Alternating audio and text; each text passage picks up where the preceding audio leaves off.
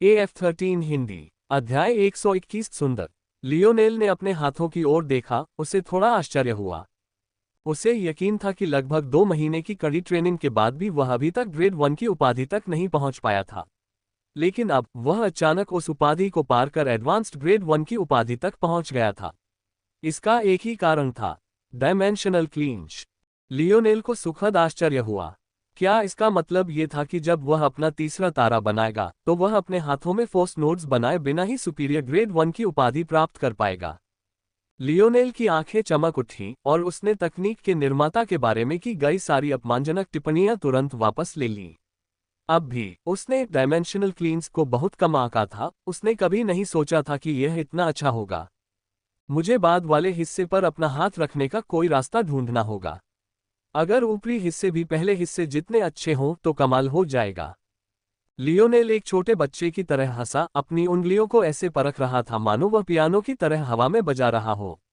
उसे ऐसा लग रहा था जैसे वह एक नवजात शिशु हो जिसमें एक वयस्क जैसा समन्वय और ताकत हो। उसकी उंगलियां इतनी ताज़ा लग रही थीं कि वह उन्हें हिला भी नहीं पा रहा था। मैं अंततः तीसरी किताब सुन सकता हूँ। लियोनेल को किसी और चीज की परवाह नहीं थी और वह तुरंत अपने पिता द्वारा छोड़ी गई शिक्षाओं में डूब गया। अनजाने में फोर्स क्राफ्टिंग उसके और उसके पिता के बीच प्रतिस्पर्धा से कम और उसकी अपनी जिज्ञासा का विषय बन गई थी। उसे खुद भी एहसास नहीं था कि अब तक वह और अधिक सीखने के लिए कितना उत्सुक था। इतने लंबे समय तक घर से बाहर रहने का एहसास उसे थोड़ा बेचैन कर रहा था। लेकिन अब उसका सारा बोझ उतर गया था और वह एक छोटे बच्चे की तरह मुस्कुरा रहा था। तारांकन तारांकन। एक हफ्ते बाद लियोनेल आखिरकार लकड़ी की नोक के डेक पर खड़ा था। उसे बार बार उत्सुक निगाहें अपनी ओर आती महसूस हो रही थीं, लेकिन चूंकि लेफ्टिनेंट डेमियन ने उसके बारे में ज्यादा कुछ नहीं बताया था, इसलिए आसपास के लोगों ने भी कोई सवाल नहीं उठाया। उन्हें तुरंत समझ आ गया कि लियोनेल जरूर कोई नया भर्ती हुआ होगा। हालांकि लियोनेल उन घूरती निगाहों पर ज्यादा ध्यान नहीं दे रहा था, बल्कि वह दूर खड़ी एक विशालकाय इमारत की ओर देख रहा था। उसे अंदाजा भी नहीं था कि मोबाइल चेक पॉइंट वाकई इतना भयानक होगा। यह एक विशाल स्टील की संरचना थी जो समुद्र में किसी धातु के बक्से की तरह खड़ी थी। ऊंची ऊंची लहरें भी इसे हिला नहीं पा रही थीं। यह इतनी असंभव रूप से स्थिर थी कि लियोनेल को यकीन ही नहीं हो रहा था कि यह जगह हिल भी सकती है। लेकिन यहीं पर विवरण समाप्त हो गए। हेलीकॉप्टरों के लिए कुछ लैंडिंग पैड और विमानों के लिए रनवे के अलावा उस विशालकाय स्टील के जहाज पर कोई और निशान नहीं था।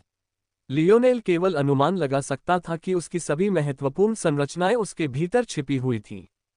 क्या कारनामा है? लियोनेल ने हल्की सांस लेते हुए सोचा। प्रभावशाली है ना बच्चे? डेमियन ने मुस्कुराते हुए लियोनेल की पीठ पर जोर से थप्पड़ मारा। क्या आपको जहाज को चलाने पर ध्यान केंद्रित नहीं करना चाहिए? अगर लियोनेल अपनी नजरें तैरते हुए चेक पॉइंट से हटाता तो उसे हर तरफ से आते हुए कई जहाज दिखाई देते। कुछ तो पास में ही थे और साथ साथ चल रहे थे, लेकिन इनमें से कोई भी जहाज डेमियन के जहाज जैसा लकड़ी का नहीं था। या तो डेमियन के सेक्टर के लिए धन की कमी थी, या डेमियन ने जानबूझकर अपनी क्षमता का इस्तेमाल करने के लिए यह डिजाइन चुना था। डेमियन ने अपनी नाक रगड़ी और हल्के से हंसने लगा। तो तुम्हें यह भी समझ आ गया है ना? मैं जहाज पर नियंत्रण तभी लेता हूं जब हमें किसी कोने में धकेल दिया जाता है। यह एक तुरुप का पत्ता है, इसलिए मैं इसे यूं ही इस्तेमाल नहीं करता। मैं समझ गया, लियोनेल बुदबुदाया। अरे लेफ्टिनेंट, क्या आप सचमुच हमें यह नहीं बताएंगे कि वह बच्चा कौन है? एक महिला जो स्किन टाइट काला जंपसूट पहने हुए थी पास आए, उसकी आंखें शिकायतों से नम थीं मानो वह किसी भी पल रोने लगेगी। लियोनेल के मन में उसके बारे में पहला विचार यही आया कि अगर कैटवुमन असली होती और अपनी कॉमिक से बाहर कूदती तो वह ऐसी ही होती। वो एक नया भर्ती है, आप उसे लियो कह सकते हैं। महिला की आंखें चमक उठीं। पहले नए रंगरूटों को चेक पॉइंट पर जाने की इजाजत नहीं होती थी। मेटामॉर्फोसिस शुरू होने के बाद ही उन्होंने कुछ खास लोगों के लिए नियम बदलकर अपवाद बना दिया। मुझे मत बताना कि तुम लेफ्टिनेंट जैसे वेरिएंट हो। कई जिज्ञासु निगाहें उस ओर देख रही थीं। चलो बच्चे, मुझे अपनी शक्ति दिखाओ, जल्दी जल्दी। मैं उत्सुक हूं। लियोनेल ने अजीब तरह से अपने सिर के पीछे खुजलाया। मैं नहीं कर सकता, मेरी क्षमता संवेदी प्रकार की है। महिला ने असंतोष से मुंह बनाया, लेकिन उसकी जिज्ञासा बढ़ गई थी। उसने वेरिएंट्स के बारे में सुना था जिनमें तरह तरह की अजीबोगरीब और अद्भुत क्षमताएं होती हैं। उसका लेफ्टिनेंट अकेले ही समुद्र को उलट सकता था, ये कैसा पागलपन था। लेकिन उसने कभी किसी संवेदी वेरिएंट के बारे में नहीं सुना था। वह सोच रही थी कि लियोनेल क्या कर सकता है। ठीक है, ठीक है, नौसिखिए को परेशान करना बंद करो, हम आ गए हैं। पहले तो लियोनेल को लगा कि लकड़ी की नोक उस विशाल तैरते हुए धातु के घन से टकरा जाएगी, लेकिन इसके बजाय उस किनारे पर एक सुरंग खुल गई। लियोनेल हैरान रह गया। उसे आश्चर्य हुआ कि किस चतुर इंजीनियरिंग ने पूरे परिसर में खारे पानी के बिना ऐसा होने दिया। लेकिन उसके विचारों को इस पर ज्यादा देर तक टिकने का मौका नहीं मिला और वह एक बार फिर हैरान रह गया। अंधेरी सुरंग समाप्त हो गई और प्रकाश से भर गई, जिससे वे एक विशाल छिपे हुए शहर में पहुंच गए। लियोनेल को बड़े शहरों की आदत थी। आखिरकार 1 साल पहले तक तो वह रोजाना स्कूल जाने के लिए इन्हीं शहरों से गुजरता था, लेकिन इस शहर ने उसे मोहित कर लिया।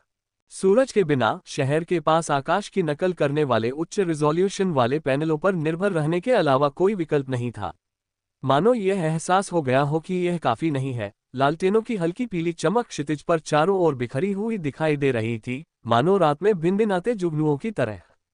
नीचे का शहर भी उतना भीड़भाड़ वाला नहीं था। वहां घर जैसा माहौल था, मानो हर कोई एक दूसरे को जानता हो।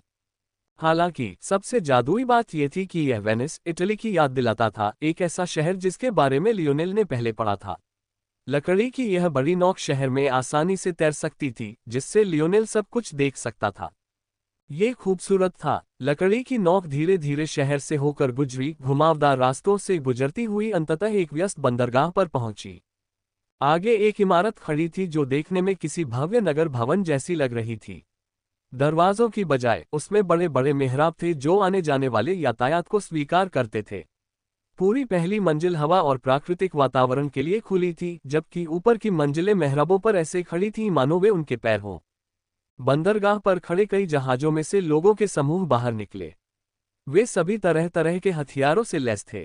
कुछ ने आधे या पूरे कवच पहने थे, कुछ ने पुजारियों जैसे वस्त्र पहने थे और कुछ ने बिल्कुल सामान्य कपड़े पहने थे।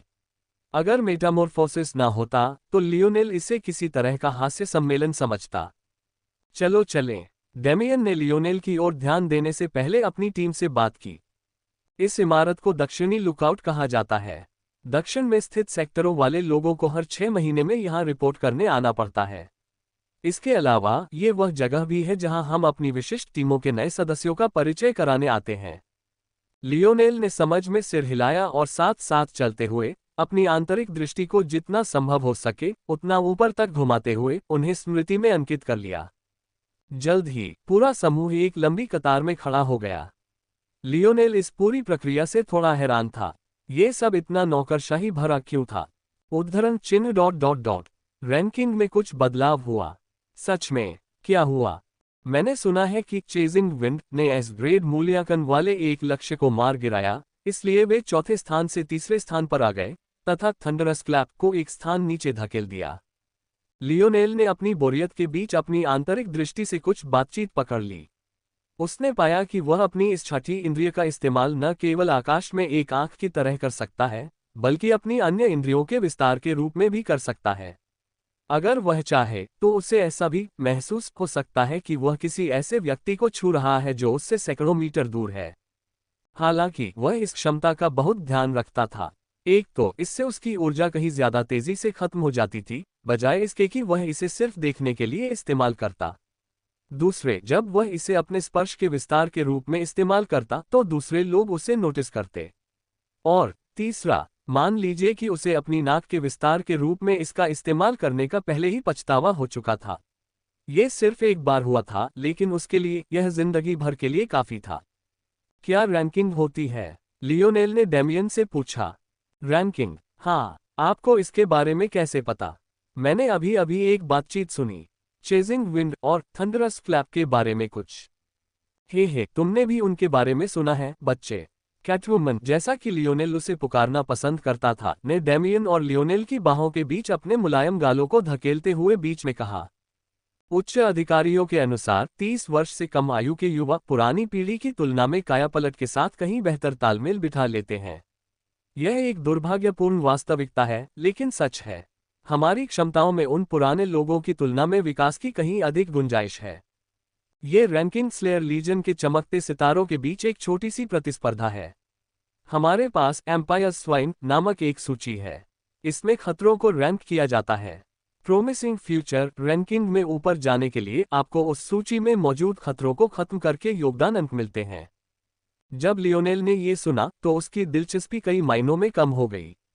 उसका स्लेयर लीजन में इतना शामिल होने का कोई इरादा नहीं था, और अगर था भी तो उसे यह विचार बिल्कुल पसंद नहीं था कि लोगों को सिर्फ इसलिए निशाना बनाया जाए क्योंकि वे थोड़े प्रतिभाशाली थे। अगर उन्होंने अत्याचार किए थे तो वह एक बात थी, लेकिन अगर वे बस यूं ही अपना जीवन जी रहे थे और साम्राज्य में योगदान दे रहे थे तो लियोनेल को नहीं लगता था कि वे मौत के लायक हैं। हालांकि अभी भी एक और बात थी जिसके बारे में वह उत्सुक था। चेजिंग विंड और थंडरस फ्लैप, क्या ये उपनाम है? हम कैटवुमन ने डेमियन के लिए एक बार फिर जवाब दिया। ऐसी प्रतिभाओं का असली नाम हमेशा छिपा रहता है।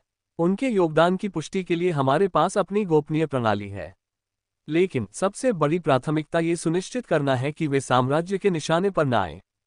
लियोनेल ने आखिरकार समझते हुए सिर हिलाया। हो सके तो वह भी उपनाम से जाना पसंद करेगा। 1 घंटे बाद आखिरकार उनकी बारी आई। वे आगे बढ़े और एक लंबा काउंटर ढूंढ निकाला। हर स्टेशन के पीछे एक बुजुर्ग सज्जन या महिला इंतजार कर रहे थे। डेमियन के अनुसार वे विद्रोही थे जो पहले ही सेवा से सेवानिवृत्त हो चुके थे। जाहिर है स्लेयर लीजन उनके साथ बुरा व्यवहार नहीं करेगा क्योंकि उन्होंने अपना पूरा जीवन इस काम के लिए समर्पित कर दिया था। इसलिए उन्हें कई आसान, कम शारीरिक श्रम वाले काम दिए गए। हालांकि वे शायद थोड़े ज्यादा बुरे हो गए थे क्योंकि जिस काउंटर पर डेमियन, लियोनेल और बाकी लोगों को तैनात किया गया था, वहां तैनात आदमी हल्के खर्राटे लेने की हद तक ऊँघ रहा था। काउंटर पर लगी छोटी सी घंटी बजाने के बाद भी उसकी तबीयत में कोई बदलाव नहीं आया। जब अधीर कैटवुमन ने लगातार कुछ बार घंटी दबाए, तभी बूढ़े आदमी का सिर, जो अब तक हिल रहा था, अचानक जाग उठा। बूढ़े ने उबासी लेते हुए, होंठ चटकाते हुए मानो खुद से कह रहा हो कि झपकी अच्छी आई। डेमियन की टीम के सदस्यों को लगा कि बूढ़े की नींद कैटवुमन की हरकतों से नहीं, बल्कि उसकी इच्छा के कारण खुली थी। इस पर वे बस कड़वी मुस्कान ही दे पाए। हालांकि यह बूढ़ा आदमी सिर्फ एक रिसेप्शनिस्ट था, फिर भी वे बदतमीजी बर्दाश्त नहीं कर सकते थे। कभी कभी यहाँ के रिटायर्ड लोग कभी बड़े ओहदे वाले हुआ करते थे, जिनका ओहदा डेमियन के भाई से भी ज्यादा था। जब वे इतने बड़े ओहदे वाले नहीं भी थे, तब भी स्लेयर लीजन ने उनकी भरपूर सुरक्षा की। आखिरकार अगर कोई संगठन अपने दिग्गजों की सुरक्षा नहीं करता तो उसका अंत हो जाता है। कौन उनके लिए पूरे मन से काम करेगा? इसलिए वे केवल देखते रह गए कि कैसे बूढ़े व्यक्ति ने काउंटर के पास से एक फोन उठाया और एक नंबर डायल किया। उद्धरण चिन्ह ... हाँ, हमेशा की तरह, अतिरिक्त पनीर और मांस। बॉक्स पर एक चुंबन छोड़ना मत भूलना, जैसा कि आप हमेशा करते हैं। बूढ़ा आदमी अश्लील तरीके से हंसा, लगभग ऐसा लगा जैसे वह एक किशोर था जो अपने माता पिता को न जगाने की कोशिश करते हुए अपनी प्रेमिका के साथ चुपके से बातें कर रहा था। कैटवुमन कई बार चिढ़ गई और अपने आप से कुछ बुदबुदाने लगी, लेकिन बूढ़े आदमी ने कुछ भी न सुनने का नाटक किया। थोड़ी देर बाद उसने फोन रख दिया, लेकिन जैसे ही डेमियन आगे बढ़ने को तैयार हुआ, उसने अपनी जेब में हाथ डाला और सिगरेट का एक डिब्बा निकाल लिया। उद्धरण चिन्ह ... आह, ब्रेक का समय हो गया, उसने हल्की मुस्कान के साथ कहा और जाने लगा। डेमियन के माथे पर काली रेखाएं खींच गईं। अगर बूढ़ा आदमी सचमुच चला गया तो उन्हें दूसरी कतार में लगना पड़ेगा और 1 घंटा और इंतजार करना होगा। बाकी लोग दया भरी निगाहों से उनकी ओर देखे बिना नहीं रह सके। जैसे ही बूढ़ा आदमी जाने वाला था, उसने समूह पर एक नजर डाली मानो माफी मांग रहा हो। लेकिन कौन यकीन करेगा कि अब तक उसने जो किया था उसमें वही ईमानदार था।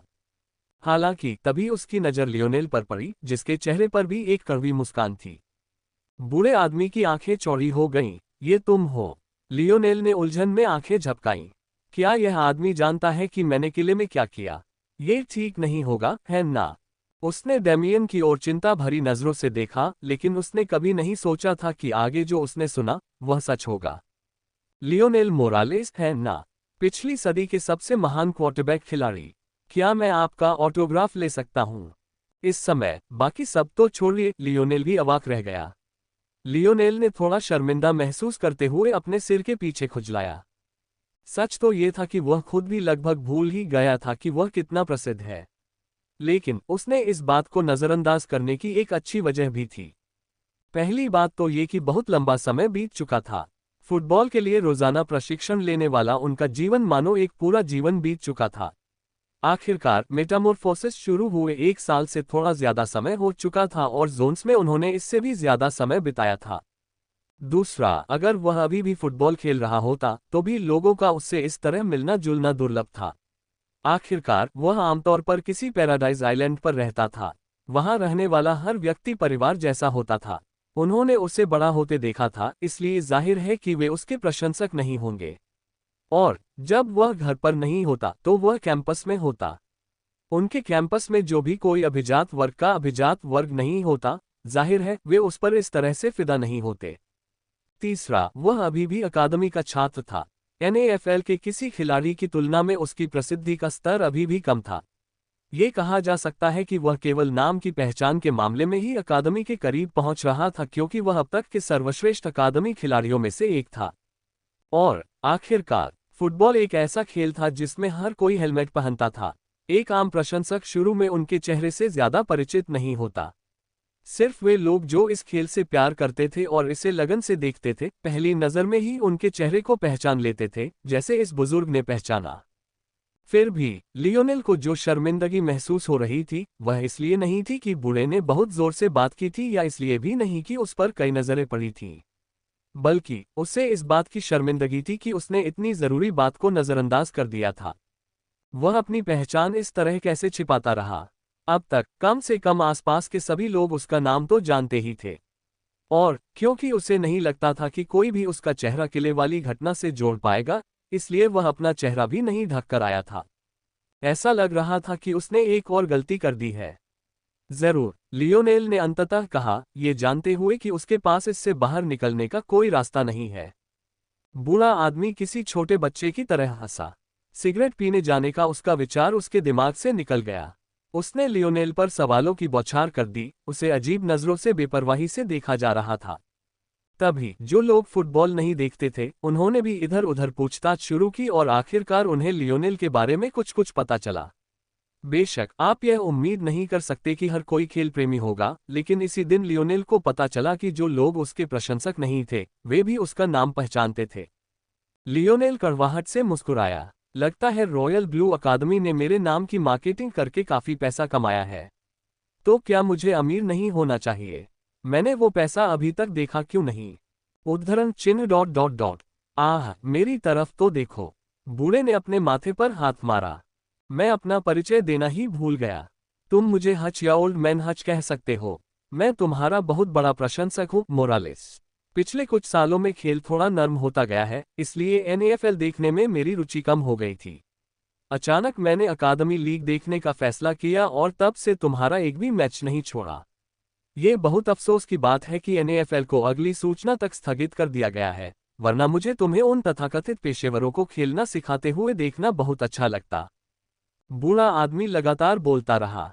ऐसा लग रहा था जैसे उसके पास शब्दों को भरने के लिए हवा का अंतहीन भंडार था। इस आदमी का सांस पर नियंत्रण अद्भुत है। दूसरे लोग शायद इस पर ध्यान न दें, लेकिन लियोनेल हैरान था।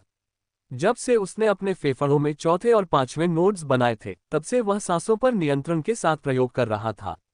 यह आश्चर्यजनक था कि सही समय पर ली गई सांसें शक्ति उत्पादन में कितना अंतर लाती हैं। यही कारण था कि जब भी कोई वजन उठाता था तो एक अनुशंसित सांस लेने की लय होती थी। हालांकि डेमियन, कैटवुमन और अन्य लोग जमे हुए थे। लोमड़ी। डेमियन ने धीमी आवाज में कैटवुमन की ओर बुदबुदाया। उद्धरण चिन्ह डॉट डॉट डॉट। उसने अभी अपना नाम क्या बताया?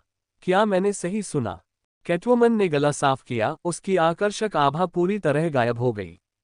H Hutch. उसने निश्चित रूप से हु हच कहा था। उसका मतलब हैकर हच से तो नहीं हो सकता, है ना? कैटवुमन के होंठ कांप रहे थे, पर उसने सिर हिलाने की हिम्मत नहीं की, क्योंकि अगर उसने सिर हिलाया तो हकीकत बहुत डरावनी हो जाएगी। हच एक महान व्यक्ति थे। वे इतिहास के सर्वश्रेष्ठ सॉफ्टवेयर इंजीनियरों में से एक थे और उन्हें जीन विश्लेषण परीक्षा में अप्रत्याशित रूप से 5 सितारा रेटिंग मिली थी। हालांकि कोई कह सकता है कि उससे डरने की कोई वजह नहीं थी। ऐसे आदमी से डरने की क्या जरूरत थी? अगर वह कंप्यूटर में अच्छा था तो क्या हुआ? और यही समस्या थी। हैकर हच शब्दों का खेल था। वह सॉफ्टवेयर इंजीनियरिंग में अपनी जादूगरी के लिए जाना जाता था। लेकिन उससे भी ज्यादा वह अपने विरोधियों को हैक करके मार डालने के लिए जाना जाता था। उनकी जैसी उन्नत तकनीक वाली सभ्यता में किसी के लिए भी इस तरह से हथियारों का इस्तेमाल करने का कोई कारण नहीं होना चाहिए था। अब जब मेटामॉर्फोसिस आ चुका था तो ये ठीक नहीं था। हालांकि जाहिर है हच सेवानिवृत्त हो चुके थे, इसलिए उनका युग मेटामॉर्फोसिस से बहुत पहले का था। इस जमाने में ऐसा उपनाम पाने के लिए आपको किस तरह का बीमार, क्रूर इंसान होना चाहिए था। उसके पास चुनने के लिए हर तरह के अद्भुत हथियार थे, जिन्हें देखकर 21वीं सदी के सैन्य अधिकारी भी लार टपकाते। उसके जमाने में तो मशीन गन से लैस मेचिसूट भी कोई नामुमकिन नहीं था। फिर भी बूढ़े को ब्लेड पसंद था। कोई भी ब्लेड नहीं, बल्कि खास तौर पर एक चाकू। ये सही था, वह मिलनसार बूढ़ा आदमी जो दुनिया की परवाह किए बिना लियोनेल का दीवाना था, यहाँ तक कि दूसरों की परवाह किए बिना अपनी इज्जत को भी ताक पर रख देता था। वह अपने दुश्मनों को खूनी जंग लगे छुरे से चीरने के लिए जाना जाता था। यह तय था कि साम्राज्य के उच्च वर्ग भी उसके नाम से डरते थे। जहां तक उनकी पूर्व उपाधि का सवाल है, वह जोसेफ की वाइस कमांडर उपाधि से भी ऊपर थी। अपने चरम पर उन्हें सुप्रीम हच के नाम से जाना जाता था। अकेले यही पद जोसेफ से 4 स्तर ऊपर था। हच के सवालों की बौछार के बीच लियोनेल बस मुस्कुराकर उसे बर्दाश्त कर सका। इस बूढ़े आदमी की तुलना में वह फुटबॉल के प्रति उतना जुनूनी नहीं था, लेकिन उसे उस खेल के बारे में बात करने में कोई आपत्ति नहीं थी जिसे उसने अपना इतना सारा जीवन समर्पित कर दिया था। यहाँ तक कि उस बूढ़े आदमी की तुलना में भी, जिसने अपनी पूरी सेवानिवृत्ति इसी खेल को समर्पित कर दी थी, वह कई स्तर ऊपर था। उद्धरण चिन्ह ... अया, मैंने एक दिन कोच बनने की आशा की थी, लेकिन ऐसा लगता है कि मेरे ज्ञान में अभी भी बहुत कमी है। जैसी उम्मीद थी। लियोनेल के होंठ फड़क उठे। एक विद्रोही कोच कैसे बनेगा? वह तो खुशकिस्मत होगा अगर साम्राज्य ने उसके किसी प्रांत में कदम रखते ही अपने सारे हथियार उसकी ओर न तान दिए हों। हालांकि हच को अपनी हैसियत का बिल्कुल भी अंदाजा नहीं था, या शायद वो इतना आज़ाद और बेपरवाह था कि कुछ भी करने की हिम्मत कर बैठा। वो एक बहुत ही प्यारा बूढ़ा आदमी था, लियोनेल उसे पसंद करने से खुद को नहीं रोक पाए। बेशक लियोनेल को अपने अतीत के बारे में कुछ भी पता नहीं था। अगर दूसरों को पता चलता कि वह हैकर हच को प्यारा कह रहा है, तो उसे मिलने वाली अजीब निगाहों से शायद वह शर्मिंदगी में डूब जाता। अरे मेरी तरफ देखो, मैं तो बस यूं ही बड़बड़ा रहा हूं। तुम यहाँ चेक इन के लिए आए हो, है ना? कोई बात नहीं, बस अपने नेता को आगे आने दो। लियोनेल मुस्कुराया और डेमियन की तरफ मुड़ा। लेकिन डेमियन का चेहरा कितना पीला पड़ गया था, ये देखकर उसका चेहरा थोड़ा अजीब सा हो गया। क्या इस तरह प्रतिक्रिया देने की जरूरत थी? ऐसा तो नहीं हो सकता कि डेमियन भी कोई फैन हो, है ना? थोड़ी देर बाद डेमियन को एहसास हुआ कि उसे शायद खुद को संभालना चाहिए। अगर उसने हैकर हच को इंतजार करवाया, तो कौन जाने ये बूढ़ा आदमी अगली बार उसे टुकड़े टुकड़े न कर दे। आगे बढ़ने से पहले उसने शायद बहुत जोर से अपना गला साफ किया। जी हाँ माननीय, हम यहाँ अपनी द्विवार्षिक जांच के लिए आए हैं। मैंने रिपोर्ट तैयार कर ली है, कृपया देख लीजिए। वह हैकर हच को उसके नाम से पुकारने की हिम्मत कैसे कर सकता था? उसे तो ये भी नहीं पता था कि उस बूढ़े को उसका उपनाम पसंद भी है या नहीं।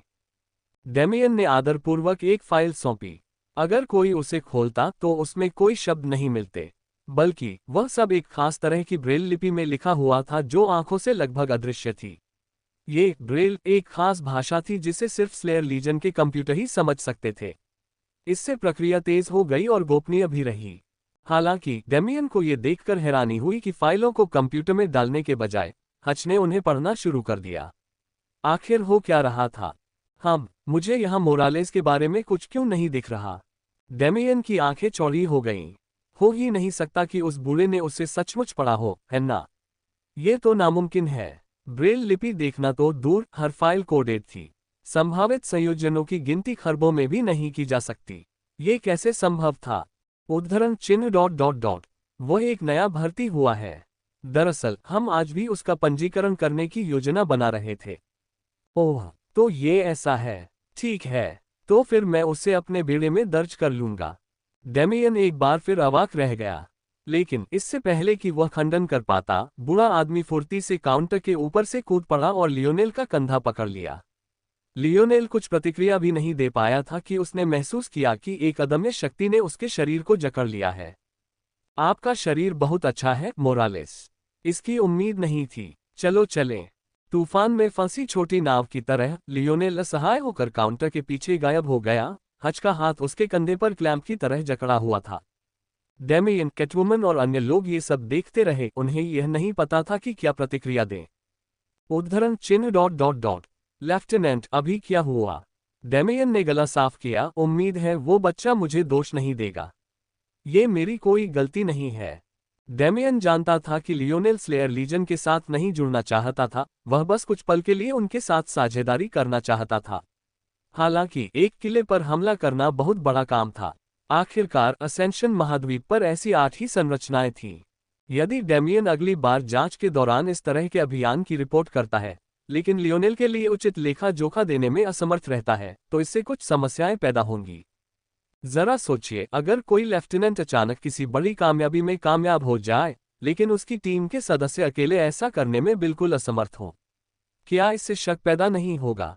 क्या हो अगर यह साम्राज्य द्वारा अपने किसी जासूस को ज्यादा फायदा पहुंचाने के लिए रची गई कोई योजना हो? उस स्थिति में डेमियन के पास लियोनेल की उचित जांच करवाने के अलावा कोई विकल्प नहीं था, अन्यथा इस अभियान से लाभ उठाने के बजाय उसे भारी नुकसान हो सकता था और यहां तक कि उसे संभावित गद्दार भी करार दिया जा सकता था। लियोनेल भी यह बात समझता था, इसीलिए उसने यहां आने से इनकार नहीं किया, हालांकि उसे पता था कि यह सबसे सुरक्षित विकल्प नहीं है। लेकिन उसने कभी सोचा भी नहीं था कि कोई पागल आदमी उसे इस तरह अगवा कर लेगा। वह इतना बदकिस्मत क्यों था? अगर हच एक सामान्य इंसान होता तो सब ठीक होता, कोई बड़ी बात नहीं होती। लेकिन सुप्रीम का मतलब बिल्कुल अलग होता है। जिस फ्लीट हच का जिक्र किया गया है, वह स्लेयर लीजन का सबसे बड़ा समूह था। किसी फ्लीट का नेतृत्व केवल एक सुप्रीम ही कर सकता था और लीजन में केवल 4 फ्लीट थे। इस तरह किसी फ्लीट में व्यक्तिगत रूप से खींचा जाना लियोनेल को दलदल में घसीटने जैसा था। डेमियन कल्पना कर सकता था कि लियोनेल कितना क्रोधित होगा। वह स्लेयर लीजन के साथ साझेदारी से अचानक उनके सबसे उच्च रैंकिंग वाले सदस्यों में से एक द्वारा सताया जाने लगा। लेकिन यहाँ एक और समस्या थी। अगर हच इस पद पर थे, तो इसका मतलब था कि उन्हें बहुत पहले ही रिटायर हो जाना चाहिए था। अब वे किसी बेड़े के प्रमुख नहीं थे, तो वे किसी और को कैसे शामिल करते? कौन जानता था कि एक दिन बाद एक खास खबर स्लेयर लीजन को हिलाकर रख देगी। सुप्रीम मिघिल ने केवल 10 वर्ष तक पद पर रहने के बाद ही अपना पद त्याग दिया। ये बात ही काफी चौंकाने वाली होती, यदि अन्य लोगों ने यह अफवाह न फैलाई होती कि वह अपने मुख्यालय से सूजे हुए होठों और उस सुबह की तुलना में कई गुना बड़े माथे के साथ बाहर निकल रहे हैं। लियोनेल दीवार की ओर घूरता हुआ बैठा रहा। इस चेकपॉइंट शहर में आए उससे 3 दिन हो चुके थे और वह न जाने कितने घंटों से इस दीवार को घूर रहा था, लेकिन उसका दिमाग इस सपने से जागने को तैयार नहीं था। आखिर वह यहाँ कैसे पहुंच गया? वह बूढ़ा आदमी इतना ताकतवर कैसे है? मुझे तो लगता है मैं उसका कुछ नहीं कर सकता। लियोनेल खुद को बिल्कुल असहाय महसूस कर रहा था। उसे लग रहा था कि जिस दिन बूढ़ा उसे ले गया था, उसने निश्चित रूप से बल प्रयोग नहीं किया था। लियोनेल की इंद्रियां इतनी तेज थीं कि वह ऐसी किसी भी चीज को नजरअंदाज नहीं कर सकता था।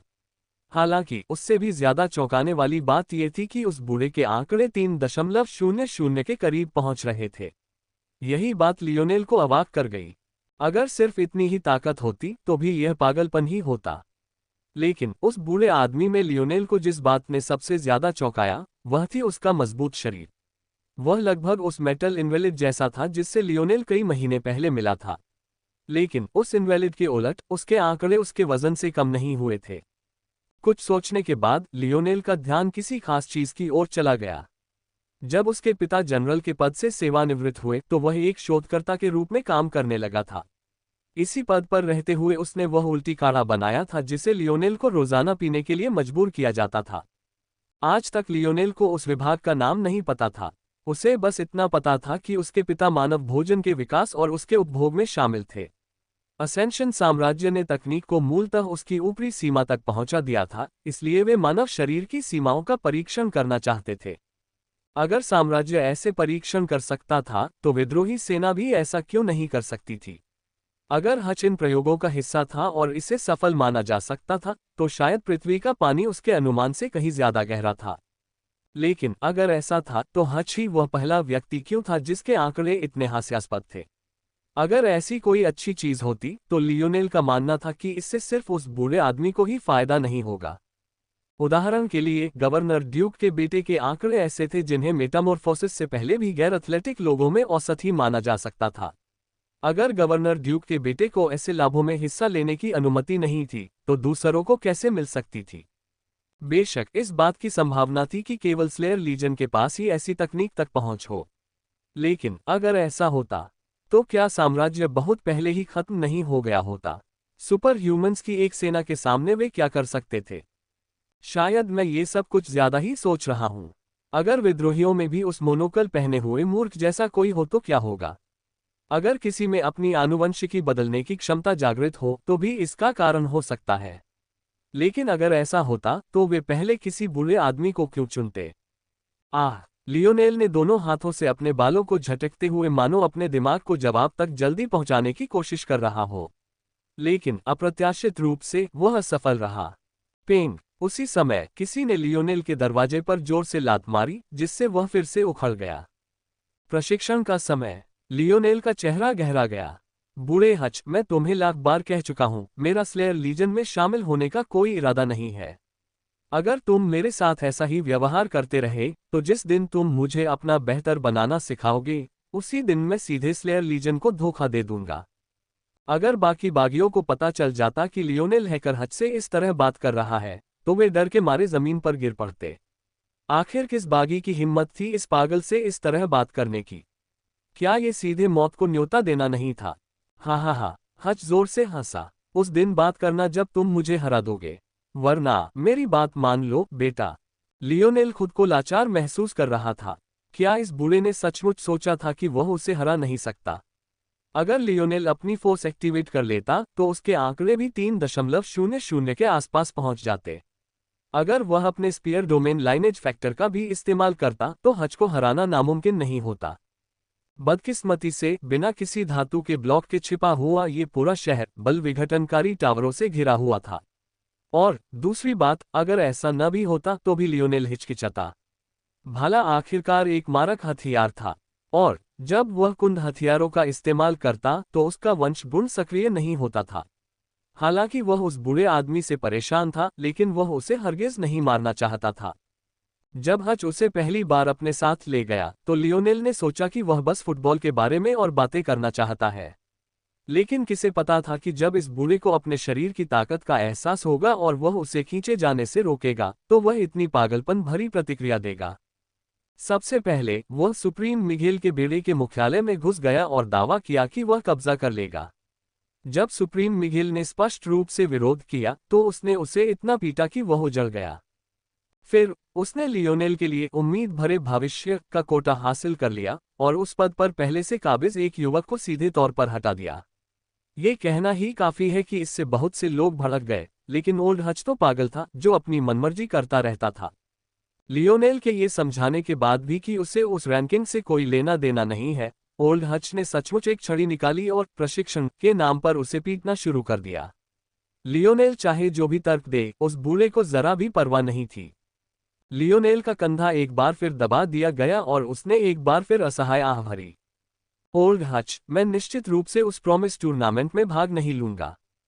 आपके पास कोई विकल्प नहीं है, मोरालेस। किसने आपको अब मेरे चेहरे का प्रतिनिधित्व करने के लिए कहा है?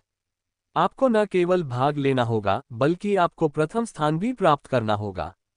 लियोनेल अपनी आंखें घुमाने से खुद को रोक नहीं पाया। उसने ऐसा क्यों कहा जैसे उसने यही मांगा हो? उसने तो बिल्कुल भी नहीं मांगा था। अगर मैं भाग भी लूं तो भी मुझे प्रथम स्थान पाने के लिए तुम्हारी ट्रेनिंग की जरूरत नहीं है।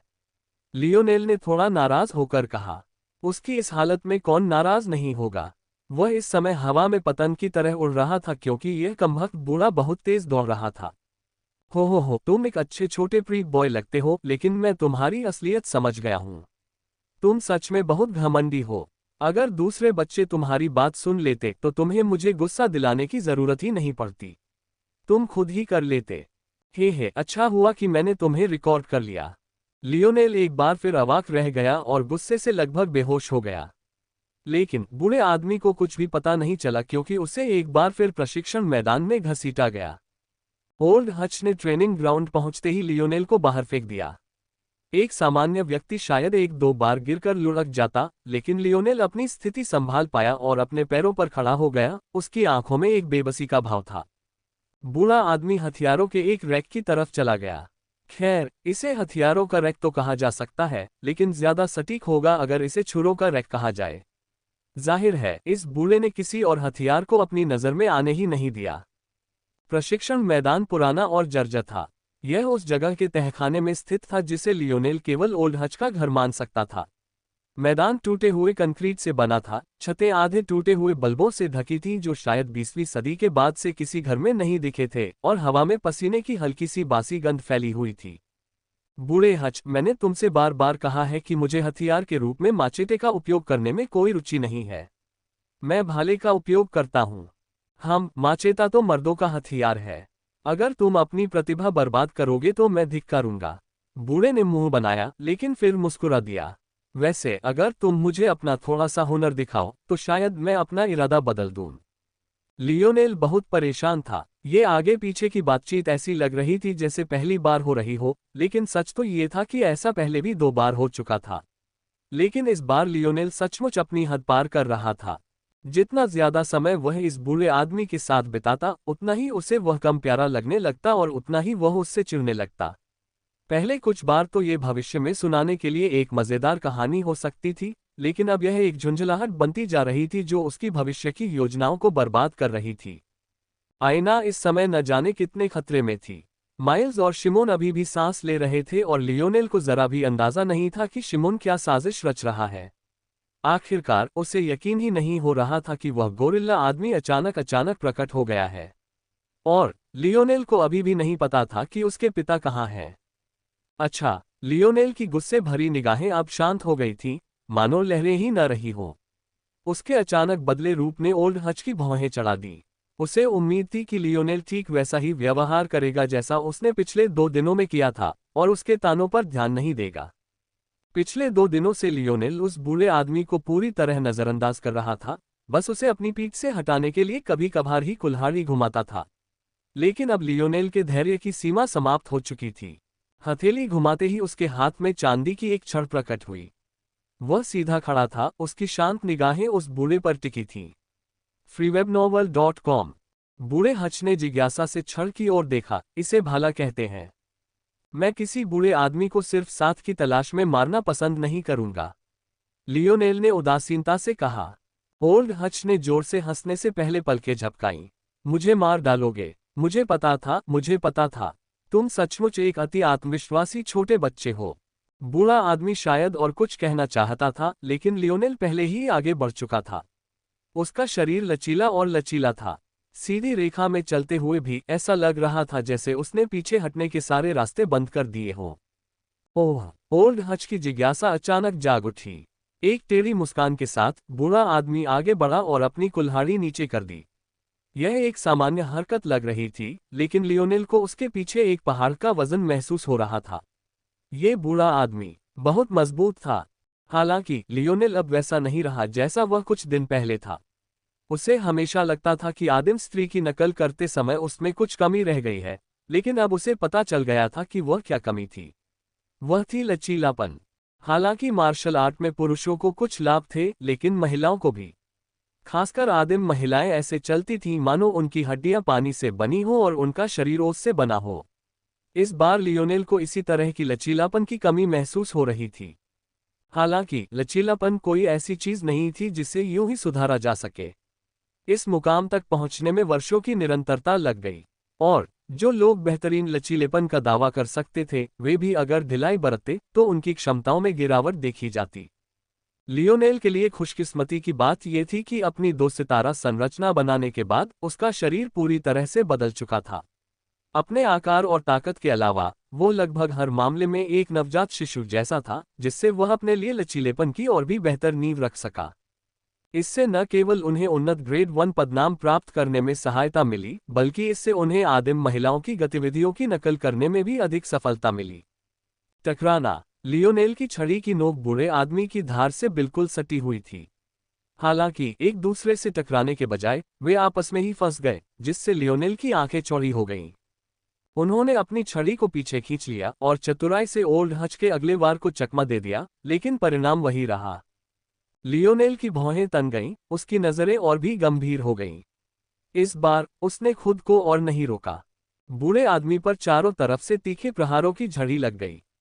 लियोनेल की गति अकल्पनीय थी, वह बूढ़े आदमी के चारों ओर ऐसे फड़फड़ा रहा था मानो उसकी सहनशक्ति अनंत हो। उसकी छड़ी बारिश की बूंदों की तरह गिर रही थी, जिससे कमरे में चांदी की धुंधली परछाइयां फैल रही थीं, क्योंकि वह उस आदमी पर सभी कोनों से हमला कर रहा था। फिर भी, चाहे वह कुछ भी करे, उसकी छड़ी हमेशा ओल्ड हच की कुल्हाड़ी से चिपक जाती थी, मानो वे दो भाग हो जिन्हें एक साथ फिट होना ही था। लियोनेल की नजरें सिकुड़ गईं। वह इस बूढ़े की क्षमता देखकर दंग रह गया। आदिम स्त्री पुरुष के कौशल पर भरोसा करते हुए भी वह उसकी सुरक्षा व्यवस्था को भेदने का कोई मौका नहीं ढूंढ पा रहा था। आंखों की एक झपकी के साथ लियोनेल के हाथों की छड़ी गायब हो गई और उसकी जगह एक असली भला आ गया। उसका आभामंडल पूरी तरह बदल गया और ओल्ड हच पर दबाव कई गुना बढ़ गया। बूढ़ा आदमी आश्चर्य से पलके झपकाए बिना न रह सका। एक पल में उसका सहज रूप गंभीर हो गया, क्योंकि उसके पैर आखिरकार हिलने लगे। जैसे जैसे लियोनेल का खून खौल रहा था, उसकी ताकत बढ़ती जा रही थी। वह पूरी तरह से उस एहसास में डूबा हुआ था, उसे बूढ़े की हार की गंध आ रही थी। उसका दिल इसके लिए तरस रहा था। उसे जीत के अलावा और कुछ नहीं चाहिए था। शायद इसी पल ये बात साफ हुई कि लियोनेल की कोई महत्वाकांक्षा नहीं थी, बल्कि उसकी तो बस एक छोटी सी इच्छा थी, हमेशा जीतना। बाकी कुछ भी मायने नहीं रखता था।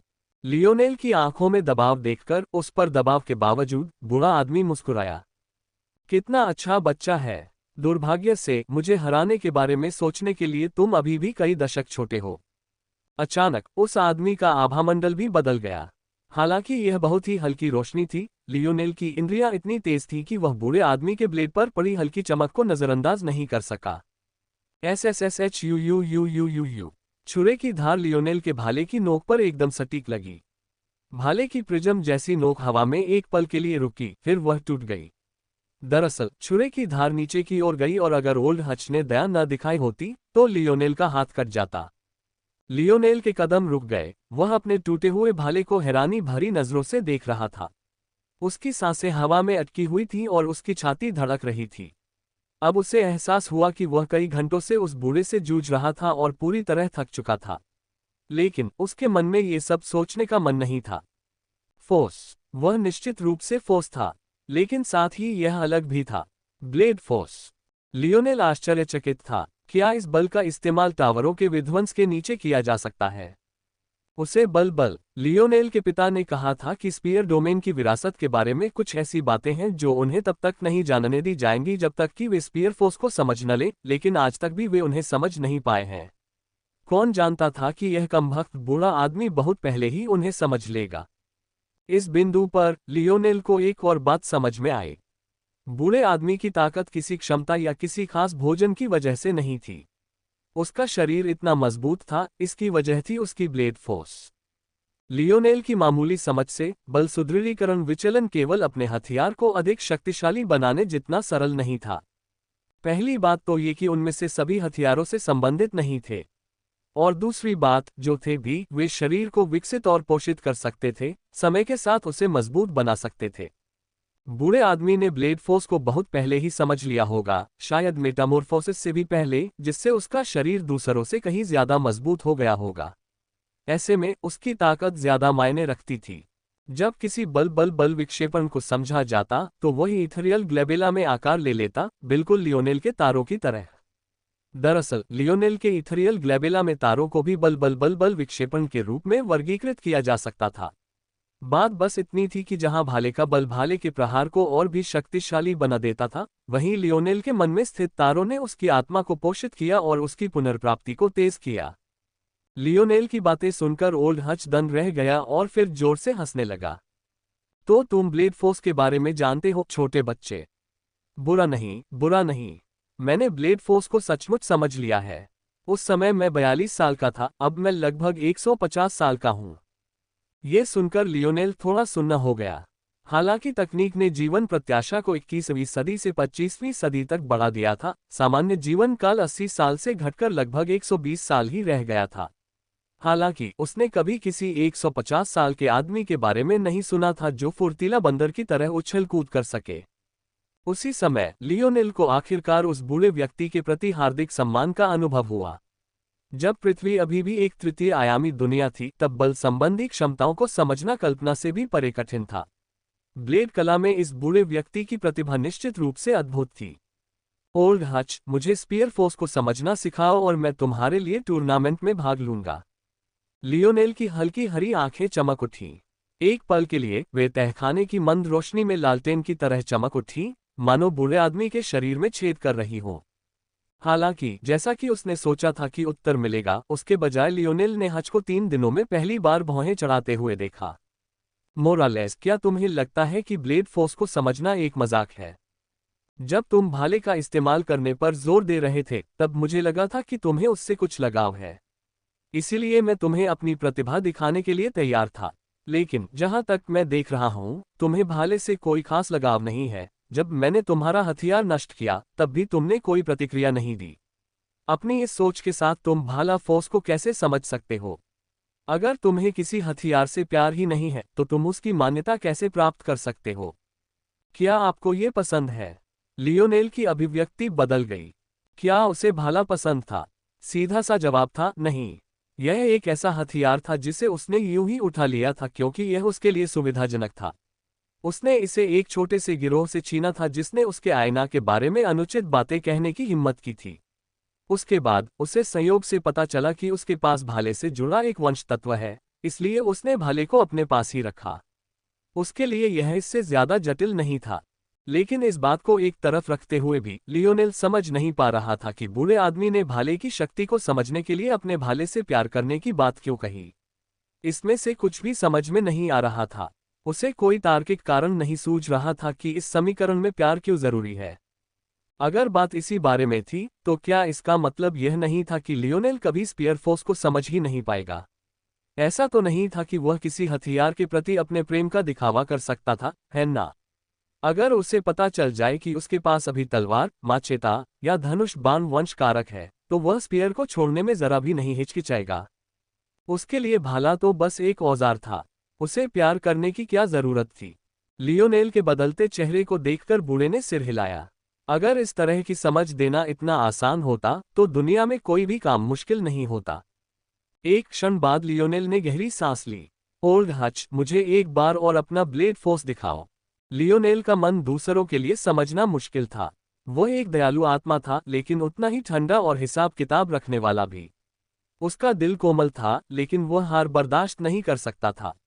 उसे इस बात पर दया आ सकती थी कि उसका भाला अब नष्ट हो गया है, लेकिन वह उस हृदय विदारक भावना को महसूस नहीं कर सकता था जिसकी ओल्ड हच उससे अपेक्षा करता था। ओल्ड हच की प्रारंभिक प्रवृत्ति अस्वीकार करने की थी, लेकिन लियोनेल की दृढ़ निगाह को देखने के बाद उन्होंने आह भरी। ठीक है, ठीक है, मैं तुम्हें एक बार फिर दिखाऊंगा। इसे अपने अपहरण का बदला समझो। ओह, तो तुम्हें पता है कि तुमने मेरा भी अपहरण किया था, है ना? हालांकि उसने ये कहा, लियोनेल को अभी भी कुछ खोया हुआ सा महसूस हो रहा था। वह देख सकता था कि उसे भाला चलाते देखकर ओल्ड हच की उसमें रुचि खत्म हो गई थी। ऐसा इसलिए नहीं था कि वह पर्याप्त प्रतिभाशाली नहीं था या उसमें पर्याप्त कौशल नहीं था, बल्कि इसलिए था कि उसे अपने हाथ में मौजूद हथियार की परवाह नहीं थी। ऐसे विचारों पर लियोनेल बस कंधे उचका सकता था। वह खुद को उन भावनाओं के लिए मजबूर नहीं कर सकता था जो उसके अंदर नहीं थी। लेकिन फिर भी इसने उसके दिल में एक आग जला दी। भाला बल को समझने के लिए उसे अपने हथियार से प्यार होना चाहिए था। बकवास। वह इस बूढ़े आदमी को, जो उसे अब तक परेशान कर रहा था, दिखा देगा कि उसे ऐसी किसी चीज की जरूरत नहीं है। बेसमेंट के कमरे में एक विशाल, असीम आभा छा गई जब लियोनेल ने अपना पूरा ध्यान ओल्ड हच के हाथों में पड़े छुरे पर केंद्रित कर दिया। उसने ये भी नहीं देखा कि हच की आंखें हत्या के इरादे से चमक रही थीं, जिसे उसने तुरंत दबा दिया। इस कमबख्त बदमाश, अगर मैं समय रहते खुद को नहीं रोकता, तो इसकी आभा मुझे इसे मारने के लिए उकसा देती। मुझे एक पल के लिए लगा कि मैं युद्ध के मैदान में एक दुर्जय प्रतिद्वंद्वी से भिड़ रहा हूं। ओल्ड हच ने अपना सिर हिलाया। उद्धरण ... फिर भी तुम्हारे पास इतनी प्रतिभा है, फिर भी तुम उसे बर्बाद कर रहे हो। तुम इतनी सारी चीजों को अपनी नजर से नीचे रखते हो, इसलिए तुम्हें किसी चीज की परवाह ही नहीं है। मैं तुम्हें सबक सिखाना चाहता हूँ, लेकिन मुझे डर है कि हमारी स्लेयर लीजन में तुम्हारी उम्र के ज्यादा लोग नहीं हैं जो तुम्हें हरा सकें। लेकिन मैं उन बिगड़ेल बच्चों को बाहर नहीं लाऊंगा। अगर मैं लाऊंगा भी तो ज्यादा से ज्यादा वे तुम्हारी बराबरी कर पाएंगे। तब तक तुम्हें लगेगा कि शायद तुम जिस रास्ते पर चल रहे हो वह ठीक है, जबकि हकीकत यह है कि तुम्हें उनसे कहीं बेहतर होना चाहिए। तुम अपनी ही तरक्की में बाधा डाल रहे हो। ऐसी स्थिति में मैं तुम्हें थोड़ी देर के लिए निराश होने दूंगा। खुद को विनम्र बनाए बिना शिखर तक पहुंचना असंभव है। प्रशिक्षण मैदान के चारों ओर तेज हवा का झोंका आया, जिससे लियोनेल अचेत हो गया। दिन दक्षिणी लुकआउट में कोहराम मचा हुआ था।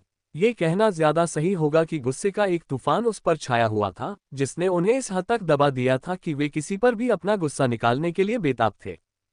कोई सोच सकता है कि यह क्रोध साम्राज्य द्वारा उनके विरुद्ध की गई किसी कार्रवाई के कारण था। आखिरकार ये शक्तिशाली स्लेयर लीजन था। यह एक ऐसा संगठन था जिसका निर्माण पृथ्वी पर राज करने वाले उस भीमकाय राक्षस को हराने के लिए किया गया था। उनका कट्टर दुश्मन ही उन्हें इतना क्रोधित कर सकता था। प्रश्नवाचक चिन्ह। लेकिन हकीकत बेहद क्रूर थी और आमतौर पर उम्मीदों से कोसों दूर।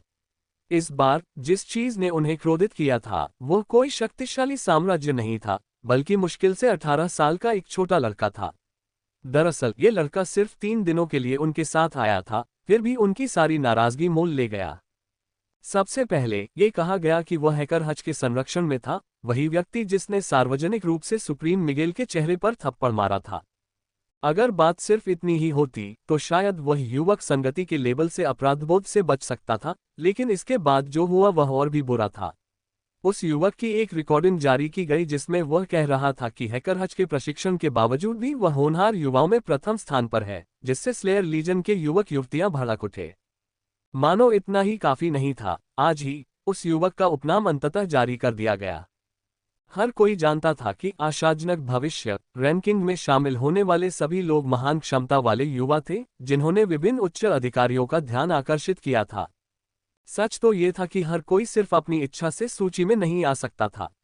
अगर कोई अपनी प्रगति पर नजर रखना चाहता था और अपने कारनामों को सभी को दिखाना चाहता था, तो उसे कम से कम कमांडर रैंक के किसी अधिकारी की मान्यता प्राप्त करनी जरूरी थी, जो जोसेफ से एक कदम ऊपर हो। इस सिफारिश के बाद ही दूसरे लोग आप पर ध्यान देना शुरू करेंगे। इसके अलावा आपका नाम प्रॉमिसिंग फ्यूचर रैंकिंग में सबसे नीचे दिखाई देगा। इन युवकों की सुरक्षा के लिए उनके छद्म नाम चुने गए थे। इसके अलावा जब भी वे सार्वजनिक रूप से सामने आते तो इनमें से प्रत्येक युवक स्लेयर लीजन की अनुसंधान और प्रौद्योगिकी इकाइयों द्वारा बनाए गए विशेष मुखौटे पहनता था। किसी का भी चुना हुआ नाम बेहद महत्वपूर्ण होता है। आखिरकार ये नाम जीवन भर उनके साथ रहेगा। नाम चुनना खुद को ब्रांड बनाने जैसा था। हालांकि कौन सोच सकता था कि वह घमंडी व्यक्ति अदम्य नाम चुनेगा। रैंकिंग में शामिल बाकी नामों की तुलना में, जो आमतौर पर दोहे या काव्यात्मक कहावतों से बने होते थे, सबसे नीचे वाला एकवचन शब्द सबके लिए अलग नजर आया। जब इसे पिछले कुछ दिनों से मिल रही खबरों के साथ जोड़ा गया तो यह अंदाजा लगाना आसान था कि इंडोमिटेबल नाम के इस युवक के बारे में लोगों की क्या राय है। जहां तक उस आदमी की बात है, यानी लियोनेल की, अगर उसे होश होता तो शायद वह रो पड़ता। लेकिन सच तो ये था कि उसे होश नहीं था नाम के बारे में। बेशक उसने नाम नहीं चुना था, दरअसल उसे तो होश ही नहीं था कि क्या हो रहा है। वह तो अपने भाले में पूरी तरह डूबा हुआ था।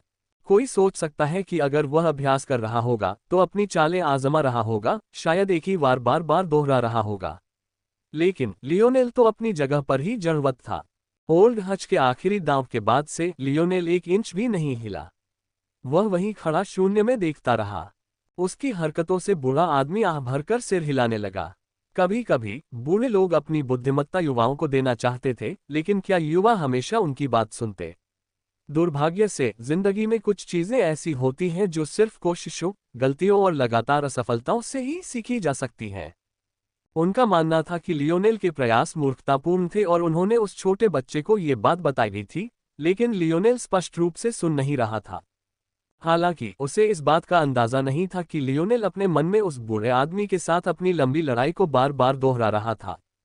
फिर वह ब्लेड फोर्स का अपना आखिरी प्रदर्शन दोहराता और फिर सब कुछ फिर से शुरू कर देता। लियोनेल को इस पर यकीन नहीं हुआ। अब तक उसने बल के बारे में जो कुछ भी सीखा था वह सब तार्किक था। यहाँ तक कि ऊर्जा भी क्वांटम भौतिकी की अवधारणाओं पर आधारित थी। उसे यकीन नहीं हुआ कि ब्लेड या स्पीयर बल जैसी कोई चीज अचानक इतनी मनमानी हो गई। बूढ़े आदमी की सोच के विपरीत लियोनेल ने असल में उसकी बातों की अनदेखी नहीं की। दरअसल लियोनेल को यकीन था कि बूढ़ा आदमी उससे झूठ नहीं बोल रहा था, या कम से कम उसे यकीन था कि वह झूठ नहीं बोल रहा था। और लियोनेल के लिए बस यही ख्याल काफी था। आखिर वो क्या था? ओल्ड हच जैसे अनुभवी व्यक्ति को ऐसी मनमाना भावना क्यों समझ लिया गया? आखिर क्या था जो उसे इस हद तक धोखा दे सकता था? प्यार। वह इस बारे में बात नहीं कर रहा था। उसका मतलब बिना शर्त प्यार था। ऐसी ही भावना उसे अपने चाकू के लिए है। शब्दों में यह एक छोटा सा अंतर था, लेकिन जैसे ही लियोनेल के मन में यह विचार आया, उसकी आंखें दो तारों की तरह चमक उठीं। बिना शर्त प्यार, बिना शर्त प्यार, बिना शर्त प्यार की जड़ में है बिना शर्त भरोसा। ये सहज वृत्ति पर आधारित है। एक माँ या पिता अपने बच्चे से सिर्फ इसलिए प्यार करते हैं क्योंकि वह उनका है। ऊपरी तौर पर यह इससे ज्यादा जटिल नहीं लगता। हालांकि ये सहज वृत्ति अभी भी तर्क पर आधारित है। यह अपनी संतान को बढ़ते देखने, अपने वंश को आगे बढ़ाने, अपने परिवारों को अपने हाथों खत्म न होने देने की इच्छा शक्ति है। इतिहास पर अपनी छाप छोड़ते रहने की इच्छा शक्ति है। लियोनेल की आंखों की रोशनी बढ़ती ही जा रही थी। एक समय तो ऐसा आया कि वे जलती हुई मशालों जैसी हो गईं। उसकी आंखों का पीलापन गायब हो गया और उसकी जगह दो चमकते हुए पन्ने जैसे रत्न चमक उठे जो रात के आसमान को रोशन कर सकते थे। लियोनेल को ऐसा लगा जैसे वह कुछ समझ गया है। ओल्ड हच जिसे बिना शर्त वाला प्यार समझता था, वह ब्लेड कला में अपनी प्रतिभा पर एक अचेतन भरोसा था। उसे अपनी प्रतिभा पर इतना भरोसा था कि उसे सहज अपने ही एक हिस्से के रूप में वर्णित किया जा सकता था। यही भरोसा, यही प्यार, यही बिना शर्त वाला प्यार, और इससे भी बढ़कर यही बिना शर्त वाला भरोसा उसे इतने बुरे माहौल में भी ब्लेड फोर्स को समझने में मदद करता था। लियोनेल भी इस निःशर्त प्रेम पर भरोसा कर सकता था। अगर वह पीछे हट जाता और हर मोड़ पर तर्क ढूंढना बंद कर देता, तो वह स्पीयर फोर्स को समझने के लिए अपने वंश तत्व पर भरोसा कर सकता था, ठीक उसी तरह जैसे हच अपनी प्रतिभा पर भरोसा करता था। दरअसल अब तक लियोनेल की स्पीयर फोर्स हच की ब्लेड फोर्स से कई गुना आगे निकल चुकी होती। उसे बस अपनी प्रतिभा पर वैसा ही निःशर्त भरोसा रखना था, आंख मूंदकर उसका अनुसरण करना था और उसे आगे बढ़ने देना था। लेकिन लियोनेल ऐसा इंसान नहीं था। उसे नाक से चलाए जाने का एहसास पसंद नहीं था, चाहे वह उसके अपने ही वंश का ही क्यों न हो। उसे चीजों की जड़ समझना, उन्हें इस हद तक समझना पसंद था कि वे उसे अपना बना लें। अब तक लियोनेल को समझ आ गया था। उसके वंश तत्व का उस पर अब तक इतना कम असर इसलिए पड़ा था क्योंकि वह उस पर उतना भरोसा नहीं कर रहा था जितना उसे करना चाहिए था। उसे उस पर उतना अंधविश्वास नहीं था जितना किसी और को होता। साथ ही ये भी समझ में आया कि उसके पिता ने स्पीयर फोर्स के बारे में शब्दकोश में इतना कम क्यों छोड़ा था। स्पीयर फोर्स के बारे में समझाने की कोई जरूरत नहीं थी क्योंकि लियोनेल के वंश तत्व से उसे वह सब कुछ पता चल जाना चाहिए था जो उसे जानना जरूरी था। हच जिस प्रेम की बात कर रहा था वह उसका मार्ग नहीं था। वह अपने वंश तत्व पर भरोसा कर सकता था, लेकिन वह ऐसा नहीं करना चाहता था। वह अपने वंश तत्व को समझना चाहता था, उसके सारे रहस्यों को उजागर करना चाहता था और उसे अपने सामने प्रकट करना चाहता था। सहज ज्ञान पर भरोसा करने के बजाय वह तर्क पर, विवेक पर भरोसा करना चाहता था।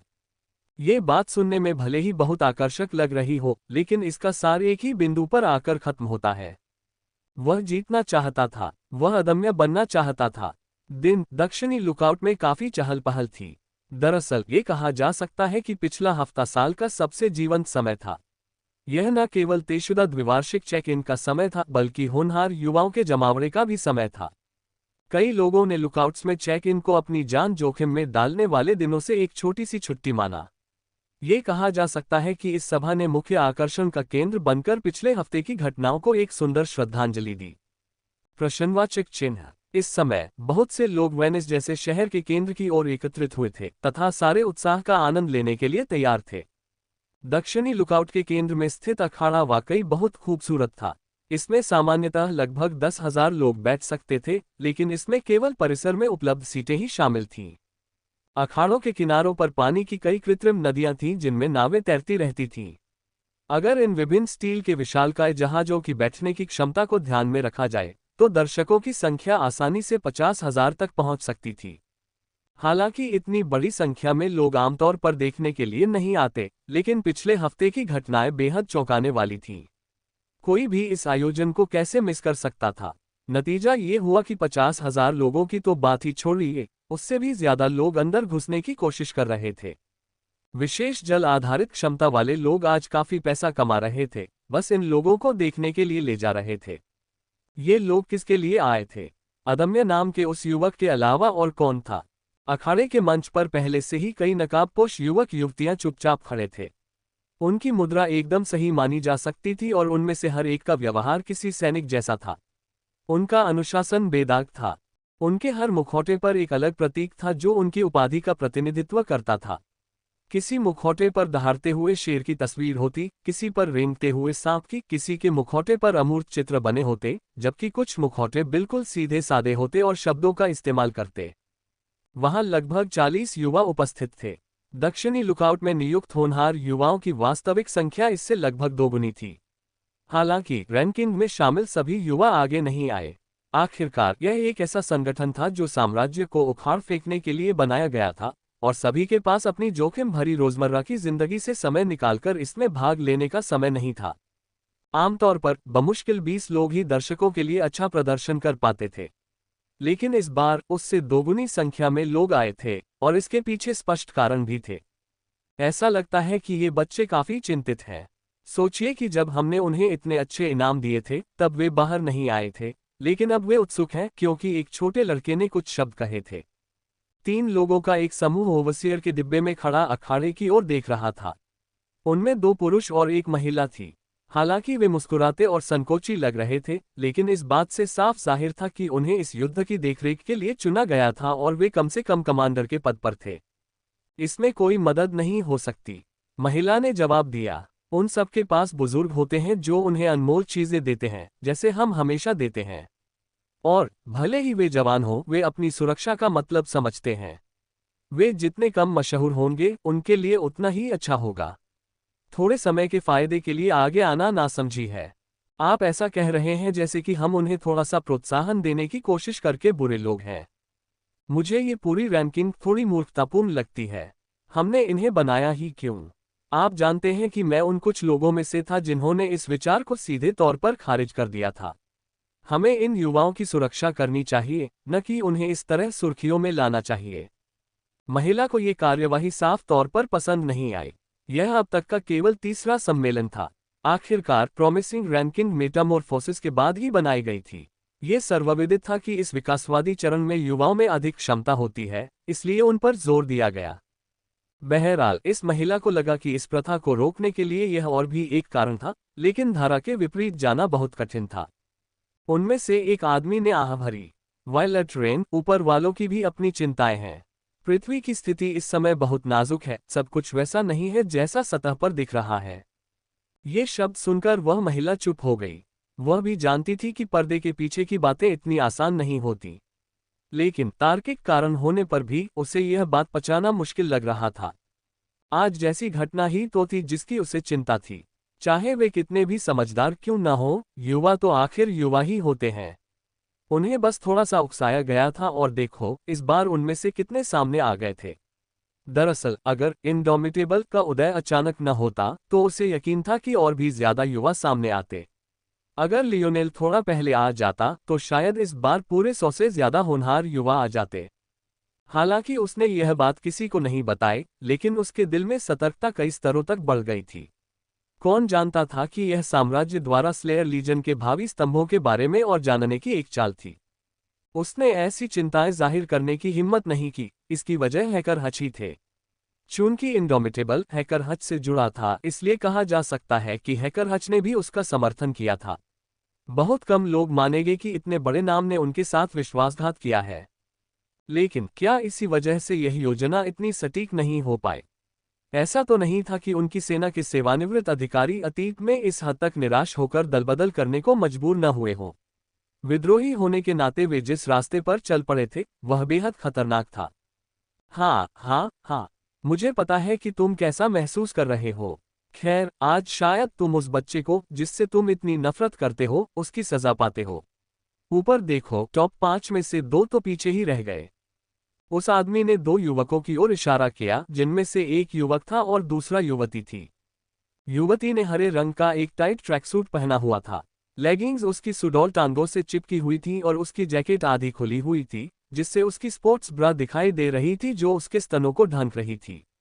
हालांकि उसकी छाती बड़ी नहीं थी, फिर भी वह ध्यान आकर्षित कर रही थी, जिससे कुछ युवक बार बार उसे देखकर मुंह में पानी भर लेते थे।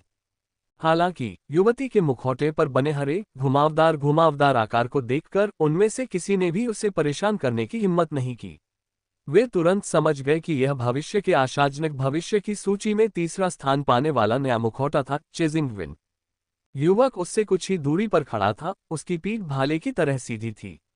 उसकी भरी हुई मजबूत छाती दो पत्थर के टुकड़ों की तरह उभरी हुई थी, जो उसकी सादी सफेद कमीज से टकरा रही थी, और उसने अपने हाथ पीठ के पीछे बांध रखे थे। उसका मुखौटा एक काले बादल की छवि से ढका हुआ था। इस प्रतीक से सब उसे पहचानते थे। वह वही युवक था जिसे अभी अभी चेजिंग विंड थंडरस क्लैप ने एक जगह से नीचे धकेल दिया था। हालांकि ये दोनों यहाँ थे और कई बार इधर उधर देख भी चुके थे, उन्हें सिर्फ मुखौटे ही दिखाई दिए जिन पर ऐसे प्रतीक थे जिन्हें वे पहचानते थे। अदम्य नाम का आदमी कहीं नजर नहीं आया। क्या ऐसा हो सकता है कि वह उन्हें इस तरह आने के लिए उकसाए और फिर खुद जिम्मेदारी से बच निकले? अगर ऐसा है तो ये साजिश बहुत ही खतरनाक है। ओवरसियर बॉक्स में बैठी खूबसूरत महिला की छवि एक बदसूरत भाव से विकृत हो गई। लेकिन उसी समय शो का इंतजार कर रही भीड़ की बातचीत भरी आवाजों के बीच एक उन्मादपूर्ण हंसी गूंज उठी। बूढ़े हच, मुझे जाने दो। मैं बहुत करीब था। चुप रहो, बदमाश। तुमने कहा था कि अगर मैं तुम्हें एक बार और अपनी ब्लेड फोर्स दिखाऊं तो तुम इसमें शामिल होगे। क्या तुम्हें लगता है कि मैं तुम्हें इस समारोह से चूकने दूंगा? सपने देखो।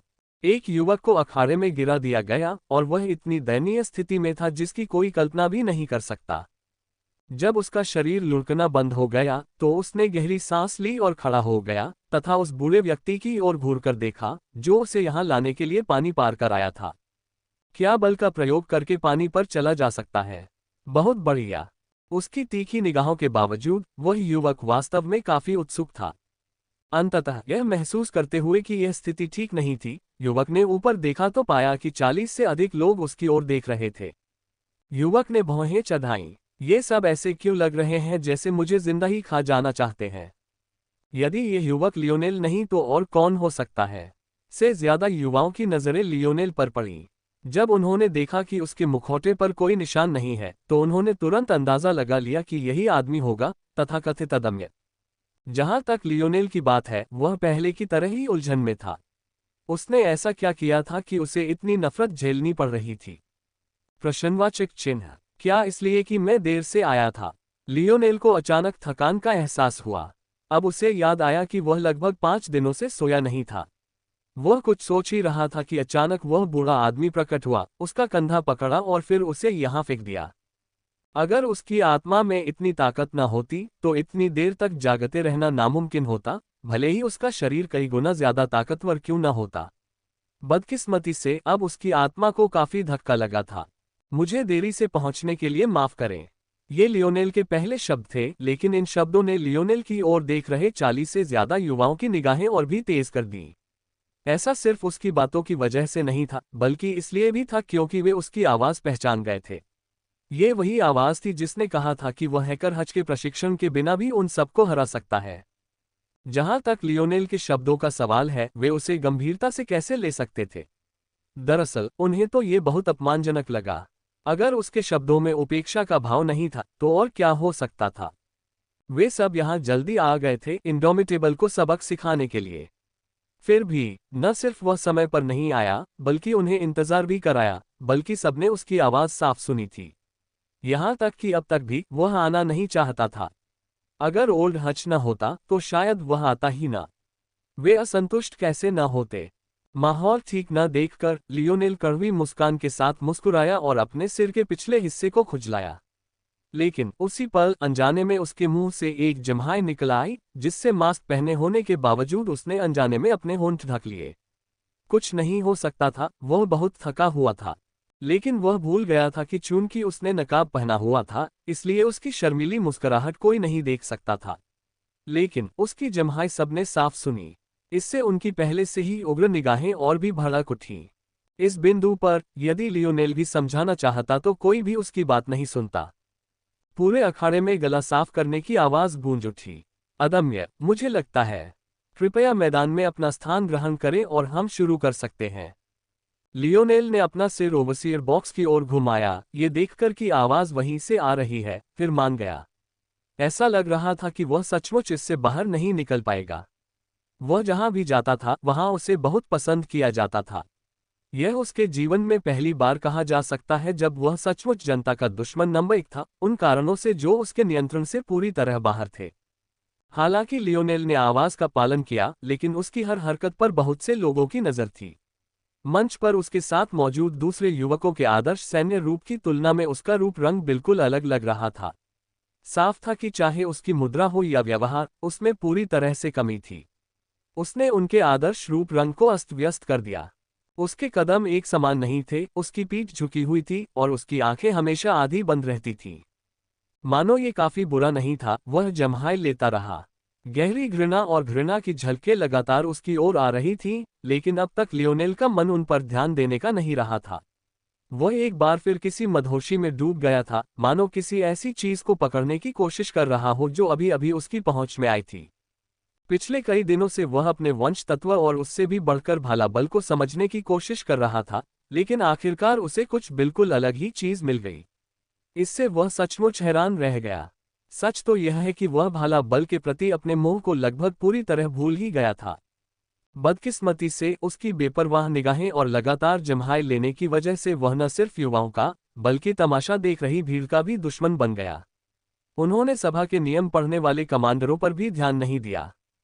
जितना ज्यादा वे लियोनेल पर ध्यान देते, उतना ही वह उन्हें नजरअंदाज करता और वे उतने ही ज्यादा क्रोधित होते जाते। फिर जब वे एक चरम बिंदु पर पहुंचते तो लियोनेल फिर से जम्हाई लेता, जिससे उनके माथे पर रेंगते सांपों की तरह नसें उभर आती। उद्धरण चिन्ह डॉट डॉट डॉट। पहला होगा अदम्य, मुझे लगता है आपको कोई आपत्ति नहीं होगी। पहले तो लियोनेल को ये शब्द समझ नहीं आए। आखिरकार अब उसे अपना नाम इंडोमिटेबल नहीं पता था। ये नाम उसने नहीं चुना था। लेकिन एक पल बाद उसे याद आया कि पहले ओवरसियर के डिब्बे से बोलने वाली महिला ने भी उसके बारे में बोलते हुए अदम्य कहा था। उसने इस बारे में ज्यादा नहीं सोचा था क्योंकि उसका दिमाग इतना सुस्त था कि उसे दूसरी चीजों की परवाह ही नहीं थी। लेकिन अब उसे अचानक बात समझ आ गई। कौन? मैं। लियोनेल ने ऊपर देखा तो पाया कि कई और लोग उसकी तरफ घूर रहे थे। जरूर जरूर, हाँ हाँ, वह जल्दी से बोला। उसे कुछ समझ नहीं आ रहा था कि क्या हो रहा है, लेकिन उसने सोचा कि सबसे अच्छा यही होगा कि वह मान जाए, वरना ये लोग उस पर टूट पड़ेंगे। ओवरसियर के डिब्बे में बैठी महिला ने भौहें चढ़ाईं। लियोनेल के बारे में उसकी धारणा शुरू से ही खराब थी, लेकिन यहां आने के बाद से उसकी हरकतें देखकर वह भी भड़क उठी। लियोनेल की उलझन भरी निगाहों के सामने उसके साथ मंच पर मौजूद बाकी युवक वहां से चले गए और उसकी तरफ कुछ और धमकी भरी निगाहें डालना नहीं भूले। इसके आगे वह बेबस ही था। क्या मुझे भी चले जाना चाहिए या? लियोनेल हिचकिचाया। जाहिर है उसे पहले जाना था, लेकिन उसे समझ नहीं आ रहा था कि उसे क्या करना है। खुशकिस्मती से उसे जल्दी ही जवाब मिल गया। जमीन अलग हो गई और एक छिपा हुआ भूमिगत रास्ता दिखाई दिया। बाकी लोग सिर्फ अपनी आंखों से नहीं देख पा रहे थे कि क्या हो रहा है, लेकिन अपनी कमजोर आत्मा के बावजूद लियोनेल समझ गया कि अब उसकी ओर विकलांगों का एक छोटा समूह आ रहा है और वे सभी ए ग्रेड के थे। वह देख सकता था कि कुल 5 लोग थे। क्या मुझे उन्हें हराना चाहिए? लियोनेल को तब समझ में आया। चूंकि यही बात थी, इसलिए सब कुछ बिल्कुल सीधा सादा था। सच तो ये था कि लियोनेल का दिमाग चकरा गया था, वह बस सोना चाहता था, लेकिन जब भी उसके मन में ऐसे विचार आते, उसकी जिज्ञासा बढ़ जाती और वह उस अजीब एहसास का अध्ययन करता रहा जो उसे कुछ दिन पहले ही हुआ था। अब इस टूर्नामेंट के कारण उसका मन एक बार फिर से शांत हो गया था और अब उसके पास अपनी थकान से ध्यान हटाने के लिए कोई उत्सुकता नहीं थी, वह बस एक झपकी लेना चाहता था। 5 ए ग्रेड इनवैलिड छिपे हुए भूमिगत रास्ते से ऊपर की ओर बढ़ रहे थे। भीड़ उनके सभी अजीबोगरीब उत्परिवर्तनों और विचित्रताओं को देखने में काफी दिलचस्पी ले रही थी। आखिरकार इस बात की पूरी संभावना थी कि ए ग्रेड के इनवैलिड में भी ऐसी विचित्रताएं जुड़ी होंगी, लेकिन उन्हें ज्यादा मौका नहीं मिला। लियोनेल के हाथ के एक झटके से उसकी हथेली में एक एटलटल प्रकट हो गया। 2 स्टार कॉन्स्टिट्यूशन बनाने के बाद उसकी ताकत में इजाफा होने के कारण ए ग्रेड इनवैलिड्स को हराना कलाई के एक झटके जितना आसान था। चांदी की 5 धारियां हवा में फैल गईं और उनके पीछे गरजती हवाएं चलने लगीं। एक क्षण बाद वे 5 माथे से होकर निकलीं और ए ग्रेड के इन्वेलिड्स को उड़ाकर अलग कर दिया, हालांकि वे प्रकाश के कई कणों में बदल गए। काम पूरा होते देख लियोनेल फिर से जम्हाई लेने से खुद को नहीं रोक सका। वह आराम करने के लिए एक तरफ चला गया। जब वह वापस बैठा तो उसे अखाड़े का सन्नाटा नजर ही नहीं आया। दरअसल कुछ देर पहले ही उसे थकान महसूस हो रही थी, लेकिन आंखें बंद करने के बजाय वह फिर से उसी बेसुध मन की स्थिति में डूब गया। महिला कमांडर की आंखों में क्रोध की चमक चमक उठी। नियम तोड़ने के कारण इंडोमिटेबल को अयोग्य घोषित कर दिया गया है। दुर्भाग्यवश लियोनेल ने भी यह बात नहीं सुनी।